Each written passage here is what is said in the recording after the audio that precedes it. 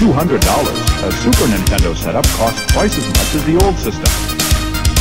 For the money, the company promises better pictures, sound, and adventure.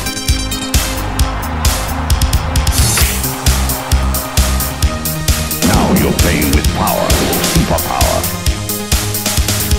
You're the king, I tell you! The king! Only for Super NES. Only on Super NES.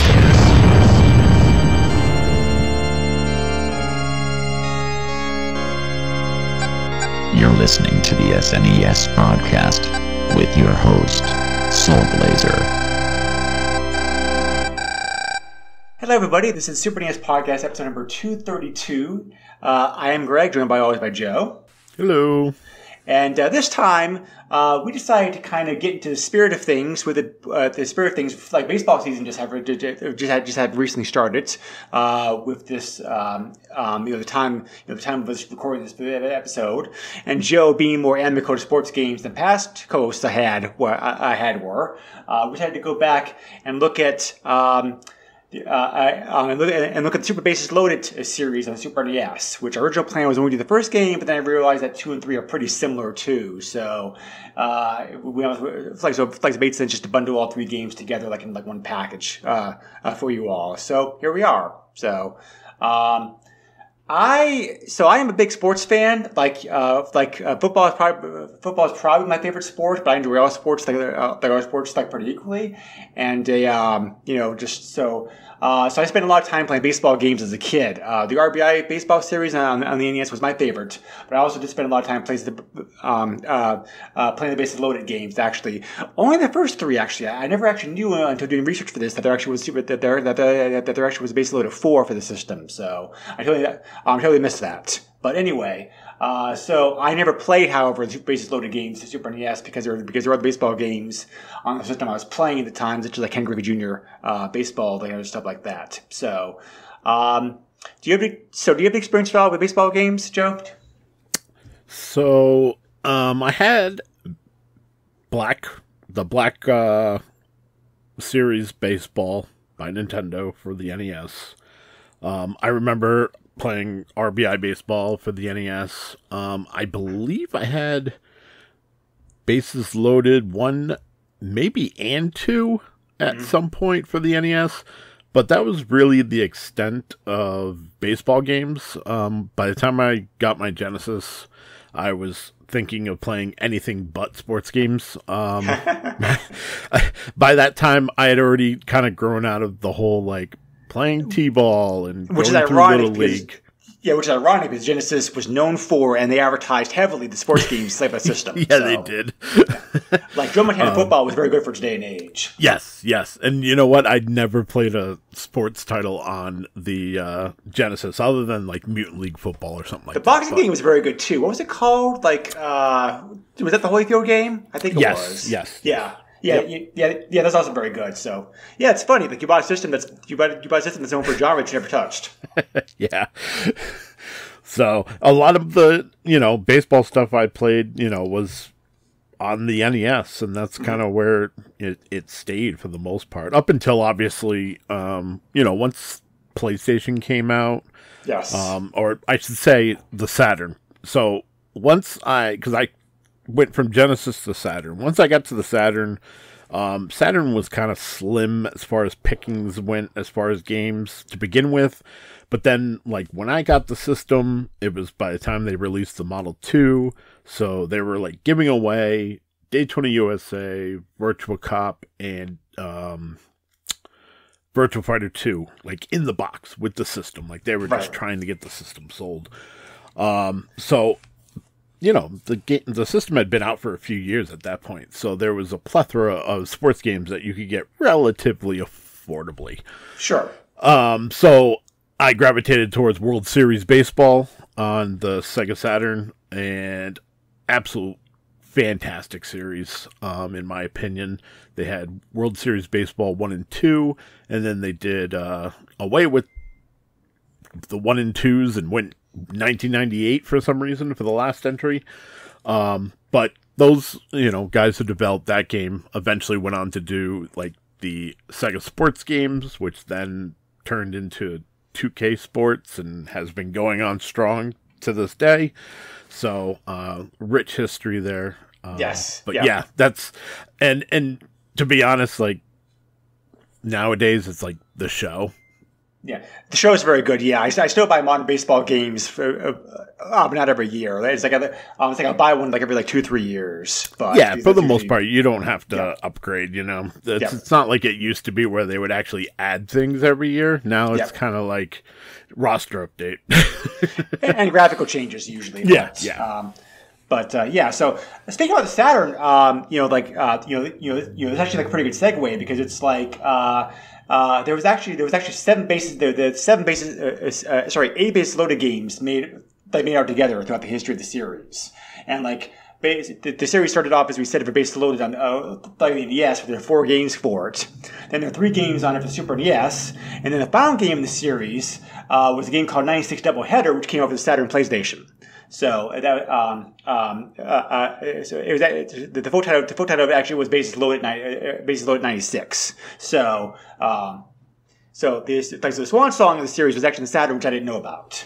Yeah, I didn't know about this either. I happened to. I stumbled across it when I was looking up stuff on Bases Loaded, 1, 2, and 3 here, but also I set off, off mic that I had been setting up RetroArch on my Steam Deck, and I happened to come across a ROM set that had this game in it, and I was like, I at some point I'm going to have to play it.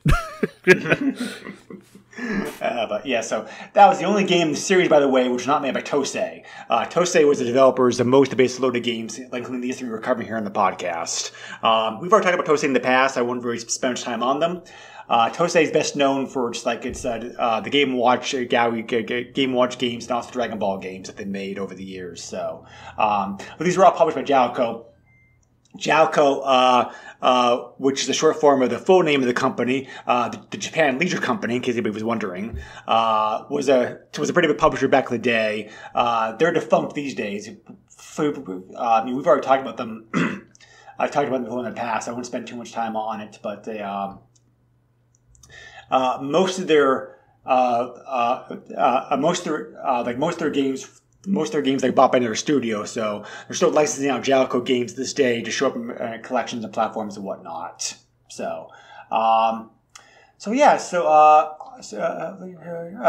get into it. All 3 of these games are very similar in some ways because obviously they're all baseball games. They all play pretty much the same, but they also differ. They also differ in some significant ways, more ways than I expected before I started going into these games. So we're going here. The first game, Super Bases Loaded, which came out in Japan in May of '91 and came out in North America in September 1991. So a very early Super NES game.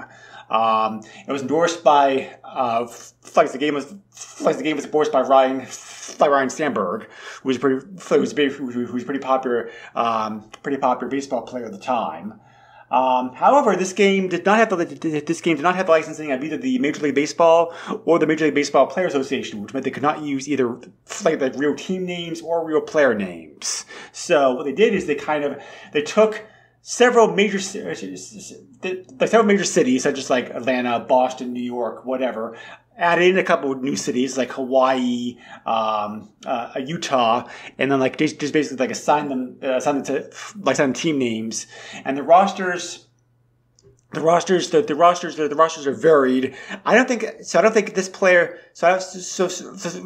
teams use any kind of like even close to professional player stats, but there is a good mix of players. Just like in real life, there are good teams and bad teams in this game. So, like a part of the fun is figuring out who's strong where and what you want to do and that kind of stuff. So, some of the team names are pretty funny. I remember like when Chris joined us on the coast spot recently.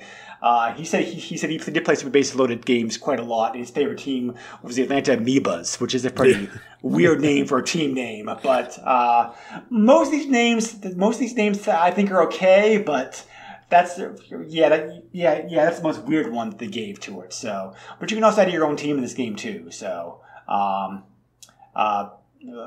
it is kind of like I like to its credit. So. The graphic engine this game uses is very similar to the base loaded engine on the NES. When you're hitting or pitching, the perspective is to have the pitcher on the bottom and the batter on the top. And then, like when you're in the outfield, however, the perspective is to have, contrary to many baseball games at the time, is to have home plate at the top of the screen and the outfield down toward the bottom, which I'm getting used to. Because 90% of other baseball games I played had been the other way around. So I don't know why they chose that angle for this game, but they did. So, as far as the pitcher batter mount perspective, however, it's pretty evenly split. I think between like top or bottom of the screen as far as baseball games as to how they want to do it. So, yeah. So it has a lot of baseball touches. It has like the stats. The name and the number of the hitter and the batter who's currently up. Has a score. There's music that plays all throughout the game, which was a curious touch. We can get into that here, like in a bit. Pretty good sound effects, I think. Also, there's voice in this game. The hitting sound pretty good. The voices are right for an early Super NES game. Graphics are pleasing for an early Super NES game. I mean, they're not great, but the players are large. They're well animated. Controls I thought were okay once you get the hang of it. I think they kind of play. Once you get the feel of like trying to figure out when to swap players and when to jump, and when to dive, and that kind of stuff. It works all right. These games all have the benefit of being faster than a real baseball game, so they feel like they bet like going for it. So. That's true. They did make rules this year to speed the game up a little bit, which I think has helped. But yeah, all video game sports games are going to play faster than the real life counterparts because there's no like timeouts, commercials, that kind of stuff. Right. So it only takes about a half an hour or so to play a full game in this one, which I appreciate. You also have a 2-player mode. You also have a watch mode. Where if you want to, you can just watch the AI play against one another, and the edit function we already mentioned. Nothing really amazing compared to the basic loaded game on NES. It's just pretty much like a graphical update. That's pretty much it. But it's still based upon a solid formula, I thought. So I thought this was like a pretty good baseball game for its time. So, what do you think overall about the game, Joe? All right, so. I agree with everything you said. What surprises me is that you did not mention that killer versus screen that looks like it's straight out of Mortal Kombat, which is fantastic. It's one of the things I love about this game is like that versus screen is literally everything. Real baseball should start implementing that. I should write to the MLB and let them know that they've been missing out for the past 40 years on this. Other than that, like I said, I agree. Like, I like the graphics. They're a bit cartoony, but also this is an early SNES They were game. always cartoony on the NES too, right, so it's like right. It's like that's what I said. It's more of the same, really, pretty much from the NES entries.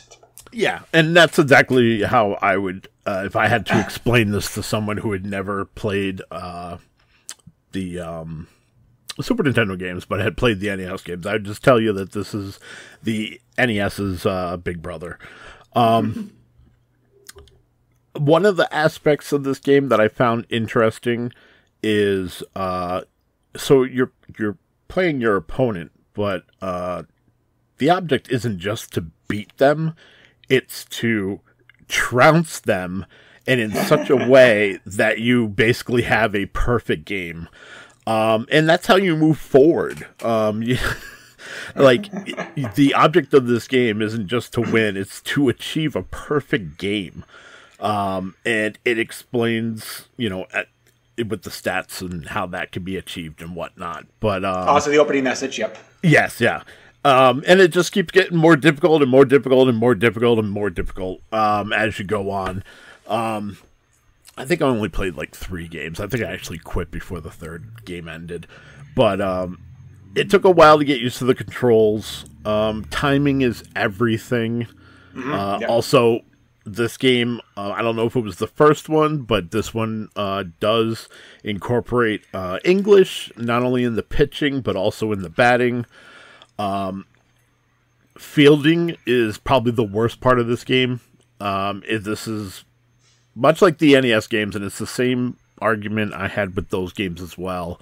And it's the fact that everybody kind of moves together, and it only controls the guy who's closest to the ball. Mm-hmm. And yeah, I mean, outside of that, like it's baseball, man. Like you're going to be swinging at that ball, more than likely striking out most of the time.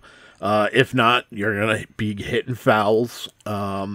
When you do make contact and get it into the field, more than likely will be an out or will be a ground out. Occasionally you'll get a home run. And when you do get a home run, you'll get a nice little animation on the scoreboard and stuff like that. And it's cool. It's baseball, man.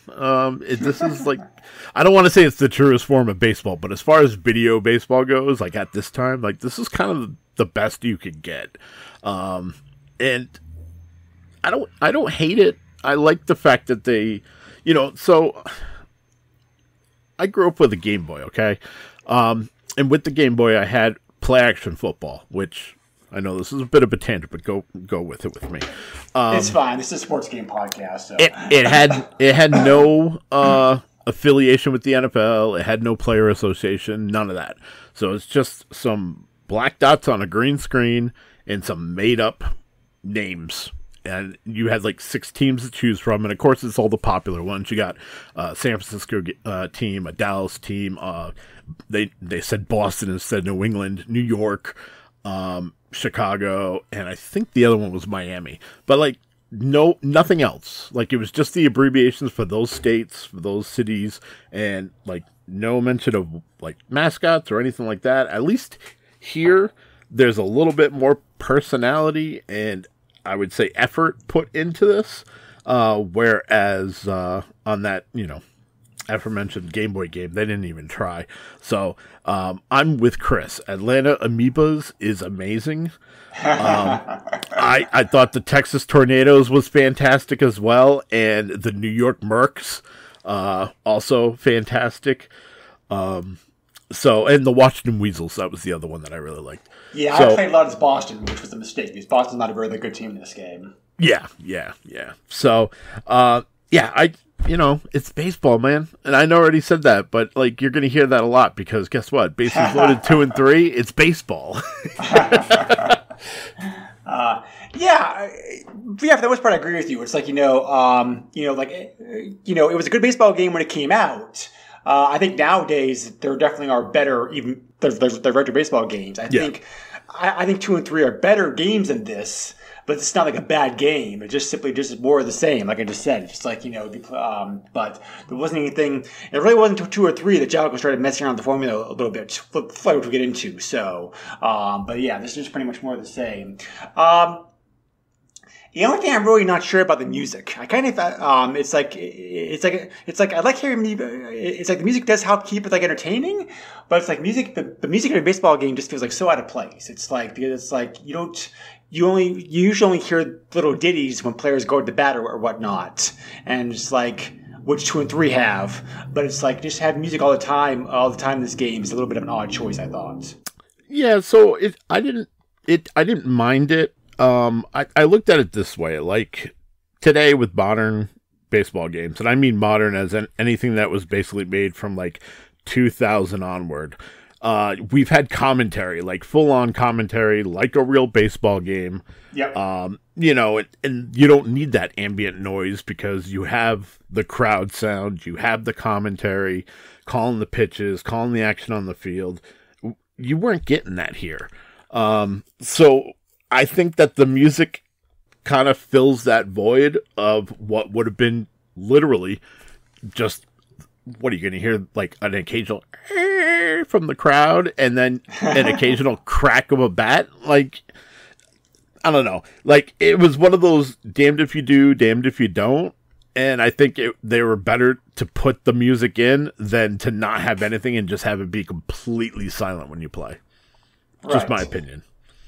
Which we'll get into again later on, because 2 and 3 mostly did that for the most part. So, so we'll talk about that. But just So yeah, that's basically loaded for you. It's a pretty simple the simple game. Like I said, nothing very complex. They didn't really they didn't really reinvent anything like the NES. So we might as well take care of the optional stuff now since we're covering the whole series. This is the only game to have an Easter egg. You can use on the title screen, if you hold L and R, you're able to move the ball around. The ball around like on the control screen, like at the D-pad if you want to. Just a small Easter egg. None of the other games have an Easter egg, so the reviews of this game when it came out were mostly positive. So 3 magazines I never heard of gave reviews of the game: Ace, Raise, and Enforce.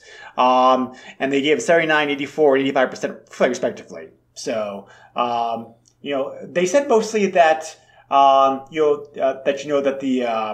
the graphics and the voices are kind of the weakest spots of the game, which I agree with. But but again, for an early Super NES game, I didn't look. I didn't look. I think this was one of the, if not the first Super Baseball game of the system. So, as I mentioned before, Genesis had far and away far better sports games. Even I agree with that. But as far as baseball games on the Super NES, this was not a bad start. So.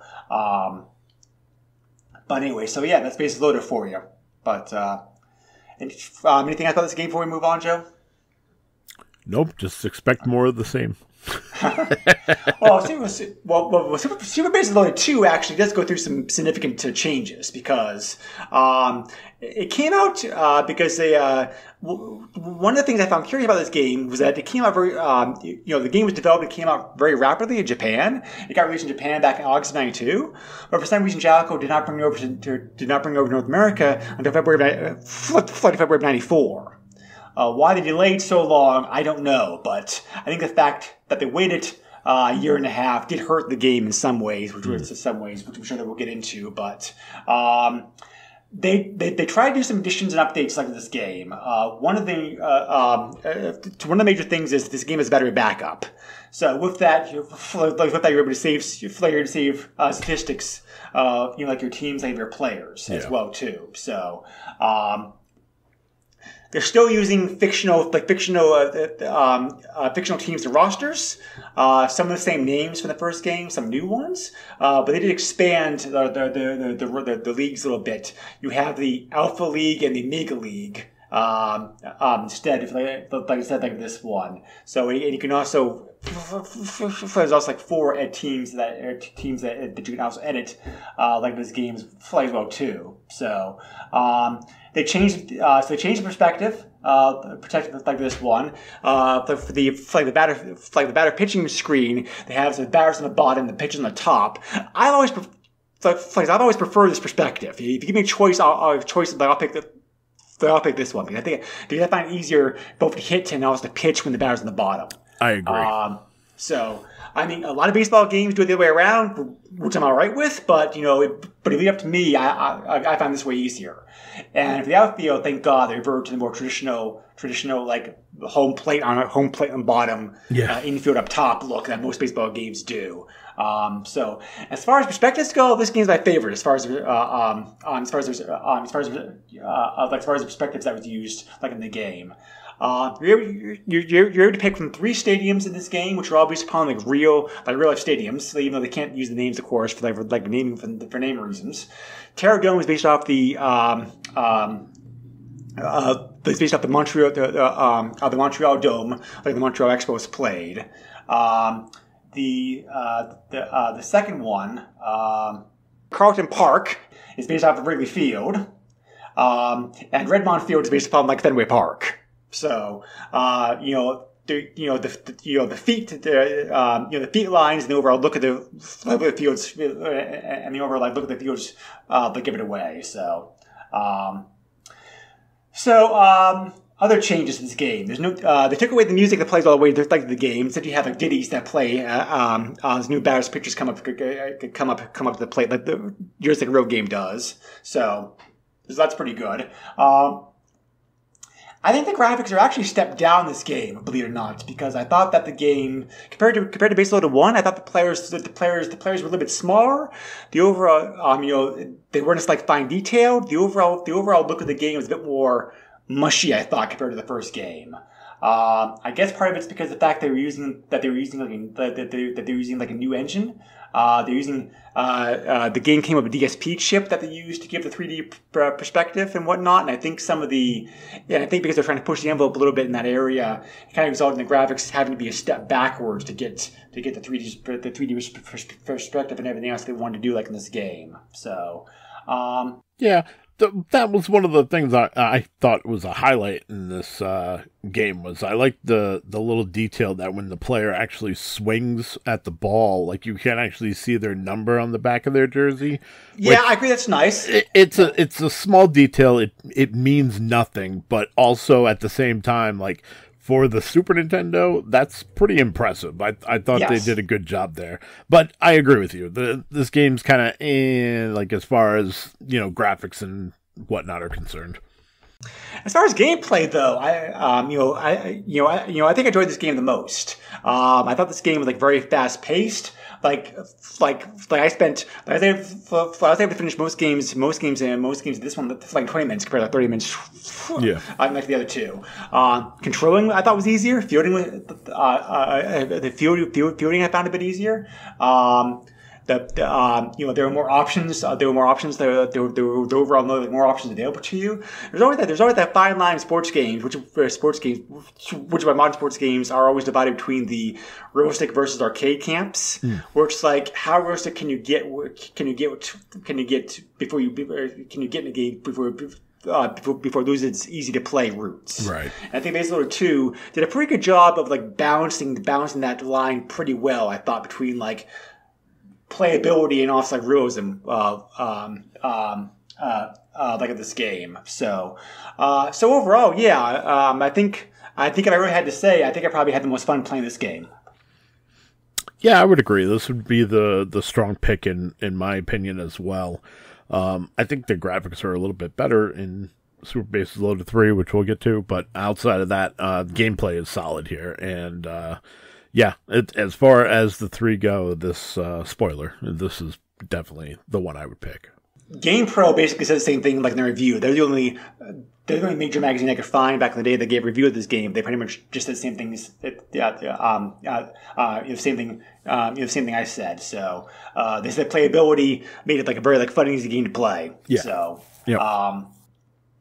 Now I think like I said, I don't know why Jalco waited so long to bring this game out to the States. I think if this game had come out in 1992, as it did in Japan, it probably would have been like received a lot better than it had been. But because by early 94, some parts of this game, especially the graphics, like kind of dated. I think overall that hurt the game probably like in sales because this game was probably the most expensive to find on eBay, which indicates that the least copies of it sold. So.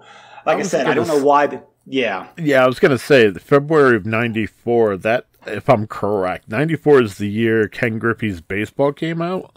I think so. Yeah, I can't remember if it was '93 or '94, but it was definitely around that time. Yeah, so I mean, this game's going up against some stiff competition because I don't know if you've covered Ken Griffey in the past or if we're going to cover it in the future. Spoiler: that game's fantastic as far as baseball games go on the Super NES. So that was my favorite game. Yeah, that was my favorite baseball game playing the system. So I mean if I already have Ken Griffey's Baseball, like why would I even think of this? But like you said, maybe if they had actually released this in '92, and I don't know why they waited so long. Maybe they tried to get the licensing, like for at least the players, which makes sense for the next game. Maybe they couldn't come to a decision, so therefore the decision was made, well, we waited long enough, let's put it out with, like we did Bases Loaded 1, and then we'll have everything associated for Bases Loaded 3. That's the only thing I can think of. Yeah. I mean, yeah, possibly. So, but, that said, That said, this game is overlooked, I think, as far as baseball games go. This is still like a pretty good baseball game as far as like retro baseball games go, because I think it's very playable. I'd almost go so far as to say this may be that this may be the Tecmo Bowl as far as the baseball games like the Super NES go. Ooh, okay. Super Base Loaded 3, full name Super Base Loaded 3 License to Steal. I think Jalico learned from their mistake. They got that game out quickly. The game came out in Japan in December of 94. 2 months later, February 95, but it was out here like in North America. So, so they learned, I think, and got the game out quickly. The game still carries 1994 copyright date because that's when the game came out in Japan. And it does leave the so that's why if you wondered, like I did, why 2 and 3 both carry the same copyright year. That's that's why. So, but anyway, so again, there are some significant changes with Base Loaded 3. One is that they're able to get the license from the Major League Baseball Players Association. So this game does use the actual 1993 player rosters.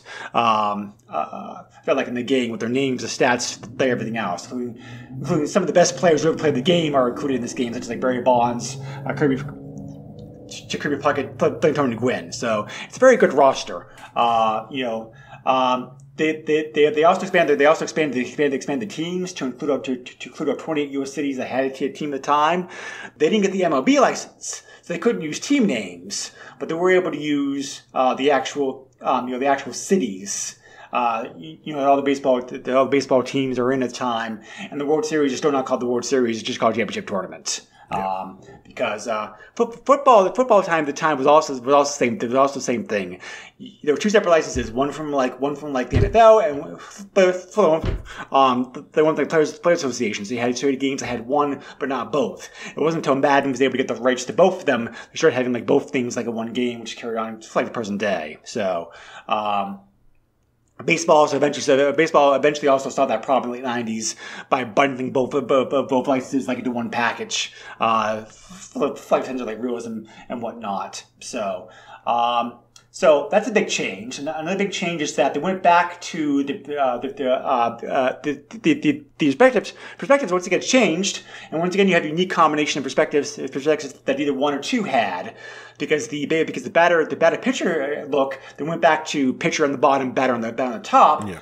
But the outfield they kept the more traditional home plate and bottom, outfield the top screen. So all three games have different perspectives as far as field looks, which I found very interesting.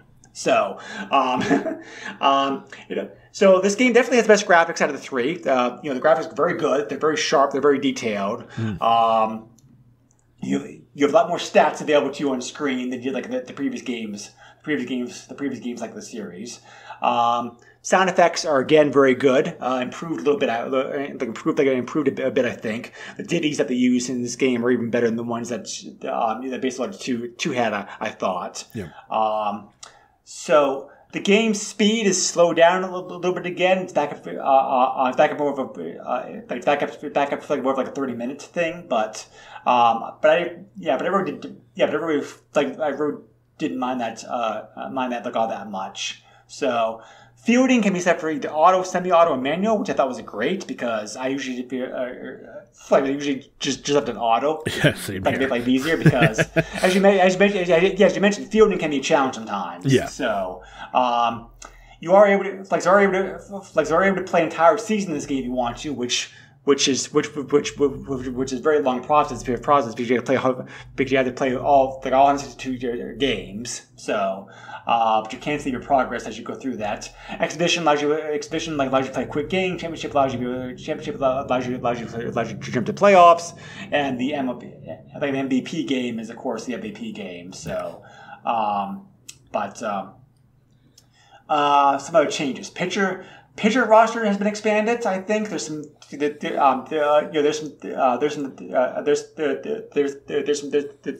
pitchers available here. The player stat screen has been expanded to show more stats. So And so again, you're able to get a sense by looking back at 1993 to try to get a sense of what teams are good versus not good teams, since he uses the rosters of 1993 in this game. Right. Sadly, the 1994 season is the one that people baseball fans remember as being the strike shortened season. The players and owners couldn't agree on a new contract. They went on strike in August, and that ended the season. It was the first time since 1994 the World Series wasn't played. So unfortunate, but at least you had this game to kind of like fill in the what ifs, like what may have happened if the season had continued. Sure. So, but yeah, so. Overall, I like this game. I thought this game was very good. It was very good in graphics. I love the options available to you. The sound effects and music are very good. This game's getting more heavy into the stats area. So if you're not so much of a stats person, this game is not as pick up and play as 1 and 2 is. But that said, if you enjoy more sense of realism in your games, this is still like a very good kind of early nod toward realism baseball game.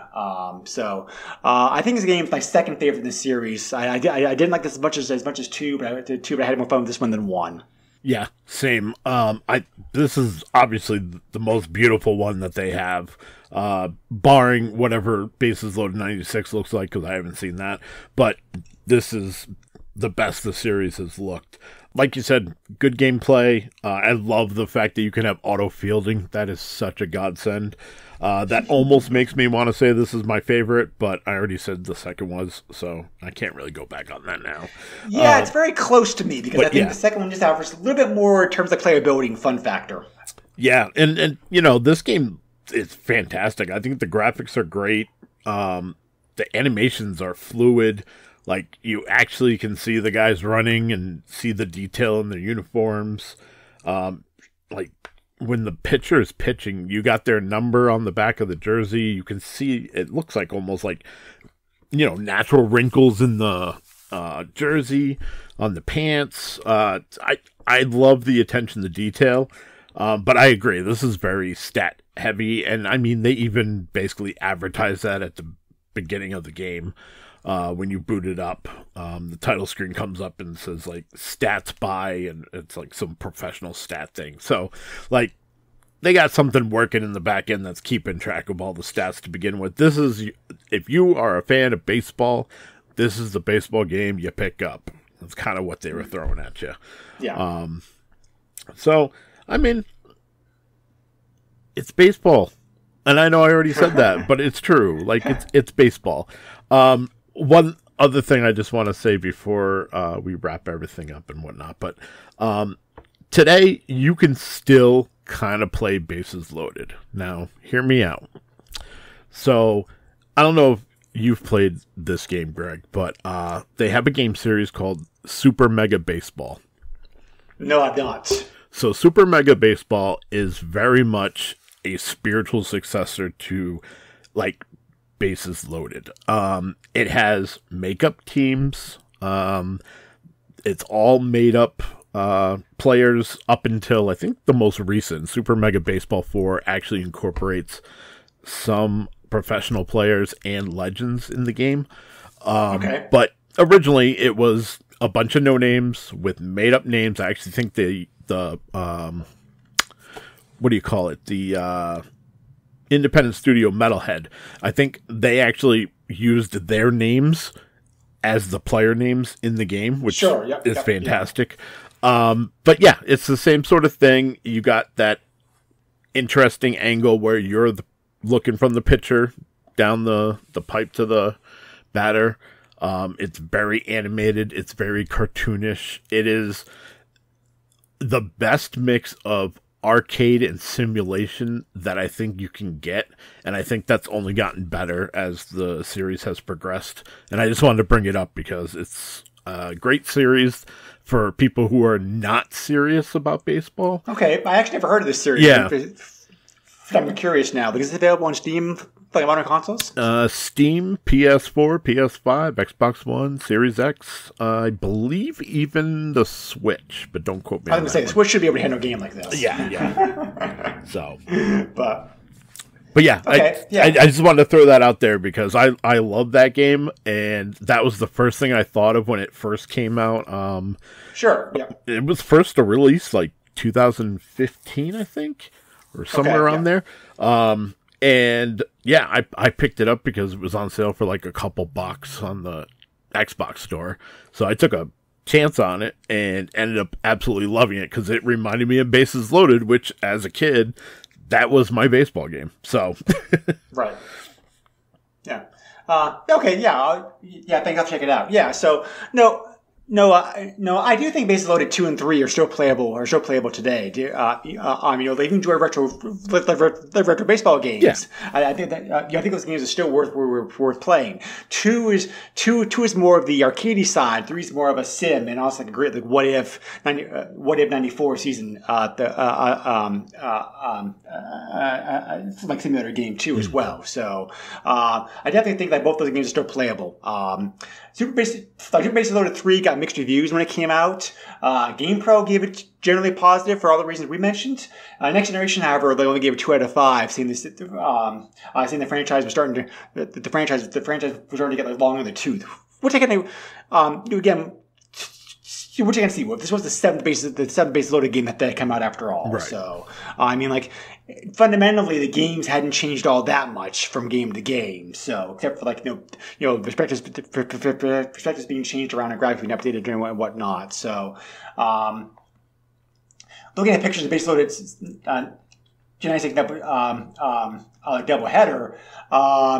It did not get very good reviews when it came out. For the same, but again, for the same reasons that they didn't do enough to like renovate the series. So the pictures make the game look very good graphically. But yeah, just the same problems the previous games had. It just getting like long in the tooth. It sounds like. So. But anyway, yeah. So that's a Super Bases Loaded game. So very fun to go back and look at some older baseball games for sure. So. Yeah, I think I probably enjoy these more than I thought I would because I thought that even though these games are very old and very dated, the rules haven't really changed all that much. I think that out of the 4 major sports, baseball is the one I think is easiest to go back to and play old games of because the rules have not changed too much in the last 30 years. Football, basketball, hockey have all had significant rule changes, updates, like new plays being used, new strategies, that kind of stuff. Baseball, of course, there's some things have changed in baseball, but fundamentally the game is still the same now as it was 30 years ago. So I think that it's like because of that, sports games of the old baseball type have the best playability factor when it comes like games being played for the first time like 2024. Yeah, I think it also helped greatly like in that respect. As you might expect, pricing on eBay is pretty cheap because these are like old sports games. But the first game was obviously the one that sold the most because 2 and 3 are harder to find, and the prices also reflect that to a degree. So, at the time doing research, for the first game Super Bases Loaded, I found 101 copies of this game listed on eBay. 14 copies have been sold recently. These prices include shipping. The card only for that game sold anywhere from $6 to $16, and the CIV copy sold anywhere from $29 to $45. So pretty cheap as far as like Super NES games go. So. Complete boxed, that is cheap. As far as cart only for 16, I feel like that's a little high. Well, 16 was the high. The 16 was the high end. $6 is like the low end. So yeah. Within that price range, all we can do with this just like to give you a price range of what these things have sold in the last 9 days. That's fair. So. I mean, you can also go to sites like pricecharting.com to look games up too as well. But because they use bigger, more historical data than this quick snapshot I'm looking at here. So Super Base Loader 2, harder to find. 13 copies with this done online. 3 copies. 3 copies that I recently sold. Card only. The prices that all 3 copies that sold recently were card only. They sold for $10, $11, $12. So probably about the same price range as base loaded. Just maybe might pay a few bucks more for it. Yeah. No copies of this game CIB sold recently, which is why I said I think this game out of the 3 of them was the one that sold the least. Probably because like when it came out, as you pointed out earlier. People were asking around $50 like this game CIB, which seems fair considering it's a small run. So it's not that much more expensive than what CIB for Super Base Loader like 1 and 3 sold for. So I think it's a fair price. Yeah, that's fair. Super Base Loader 3 sold a bit more, so it's a bit easier to find. 20 copies of the game listed on eBay, 7 copies sold recently. Again, the cart pricing is about the same, $11 to $16. CIB copies sold for about $45. Okay. Yeah. So I mean, it's about average for a sports game, especially complete in box. Yeah, and like I said, one obviously sold the most. 2 and 3 did not sell as well for various reasons. Right. So it's so 2 and 3 are the ones that are the most the ones that are most expensive to find. But and like most sports games, these have never been like re-released. So if you want to find them, you either have to track down the physical copy, like go play them like by the emulation. Yeah. I mean, there are some older sports games that were released. Tecmo Bowl got re-released. I think Nintendo has some of their sports games on Switch. There definitely are some sports games there definitely are some old sports games on the Switch. Yeah. I don't remember which ones right now off the top of my head, but there are some on there. So, so not always, but yeah. So like Super Tecmo Bowl even made it onto the NES Mini, so which shows you how popular the game is. So, so with some exceptions, you have to go either like physical card emulation like these older sports games. So, anyway, that was a fun look back at some baseball games. Very appropriate. Very appropriate since the time of recording this. Baseball season just like really they're getting going here. So yeah, and if you're a Red Sox fan, baseball season's already over. hopefully they can improve upon like last year. So, oh man, they don't have a bullpen. Their pitching is horrible. They have no offense with the bats. I know, and for a team. I know, and for a team that almost made the World Series in 2021, it's pretty sad. So yeah, and keep in mind, like I am not a huge baseball fan, so I'm seeing this from afar. Living in New England, obviously, I see it on my feed all the time. So it's like I observe from afar, and with T-Mobile, they give me the MLB app. Free access every year. So I end up watching MLB TV here and there just to kind of catch up on things. Usually big games that I see reported on. It's depressing because like I said, this year was going to be the first year that I was actually going to sit down and like kind of follow the Red Sox and see what happens. And yeah, their first like couple of games have been hard. So yeah, I don't think I'm going to do that this year. Baseball does advantage though of being like a very long season. So, that's true. It can change a lot between like now and the summertime. Yes, so. And I have always said that baseball doesn't matter until after the All-Star game. So I really should listen to my own advice and wait until after the 4th of July weekend and the All-Star game, and then go from there. But I just don't have high hopes for the Red Sox this year. And who knows? Maybe they win the series, and I'm apologizing next year. We'll see. But I mean, like I agree with you. I mean, it's like I said, as long as they improve, upon the record from last year, and look like they have some like young, you look like they have some young talent that they can build up around. Like I'll be happy. Yeah, but I'm saying the same thing about the Patriots this year too, because it's like I'm pretty sure they're going to because the draft's later on this month. I'm pretty sure that they're going to draft a QB. Yeah. So it's like who are they going to get? And it's even the last 10 years, yeah. Well, at least we have the Celtics and the Bruins. yeah. As a Raiders fan and a team that has been rebuilding for a good part of 30 years, I really hope the Patriots can turn it around because, you know, they brought a lot of life into that franchise, and then to see it just literally being pissed away is kind of upsetting. But also, like, as a Raiders fan, I completely understand how quickly that can happen. Yes. Yeah, especially so. But all right, we're actually covering another sports game. Well, some people like wouldn't consider it to be a sport, but I'm not going to like nitpick that point like right now. But we're looking at a wrestling game next episode. Actually, it was planned to be more in time WrestleMania 30, which has happened, but we fell behind for various reasons. So sorry, but we're going to be looking at Saturday Night Slam Masters, which I don't know anything about. So it's like I'm going to be curious to play it. You don't have experience with this game either yet, Joe, correct? I do have experience with this game. You do have experience with this? Okay, all right. So, yeah, it's more a fighting game than a wrestling game, but we'll get it. We'll get into that when we cover it. Okay, all right. Well, maybe that means I'll enjoy it then. But, so, as always, you can leave comments to us on our Facebook group, or you can also send me an email directly to the SNESpodcast@yahoo.com.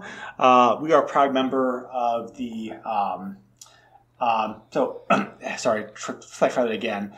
Joe, where can they find you at? Oh, well, you can find me on X or Twitter if you're a boomer, at JOESUX30. I can also be found on Facebook, very public Facebook, and it's definitely not work safe.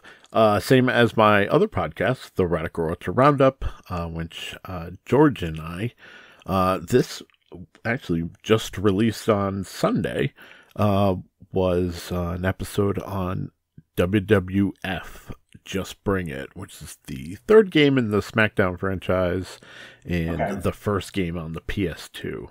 So, we've been on a video game kick, and that's changing. Our next episode is actually going to be about Muppet Babies, because we've been doing video games, and I'm like, it's called the Radical Retro Roundup for a reason. Like, we don't just do video games.